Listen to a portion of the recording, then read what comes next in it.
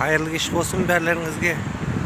Қай кезде қарап отқандарыңыз енді мен нақты біліңкіремедім. Қайырлы күн емес енді мына кеш қой, өздеріңіз көріп тұрғандай.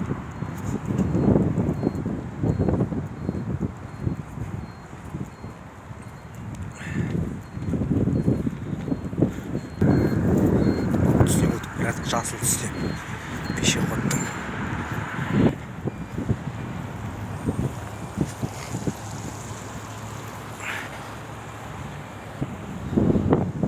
Мынау мен білсем, сол ертедегі ненің кезіндегі 1941, 45, 43, 44, 45 деп қойған екен да. Сіздерге көрсетіп кетейін. 44 жыл 45.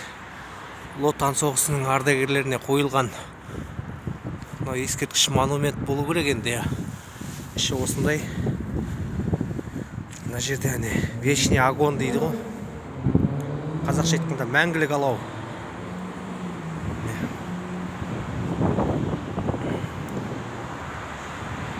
Соларға қойылған монумент дей ма, ескерткіш дей ма, тағзым алаңы дұрыс. Енді есіме түсті, тағзым алаңы болу керек. Бұл жақта Жантөрин атындағы драма театр.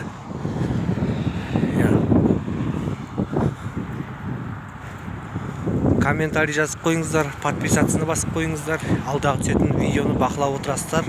Алдағы уақыттарда мынау қай микрорайон, мынау қай микрорайон. Мынау жаңағы тағзым алаңы, Ұлы Отан соғысының ардагерлеріне арналған. Сол осы түнгі Ақтау қаласы. Төмендегі подписацияны басып, қоңыраушаны басып, комментарий жазып қойыңыздар. Мынада Казфрут дейді. Так. Әрі қарай не айтамыз ал? Жақсы, сау саламатта болыңыздар. Біздермен болғаныңыз үшін рахмет. Сіздермен мен Ешман Мереке.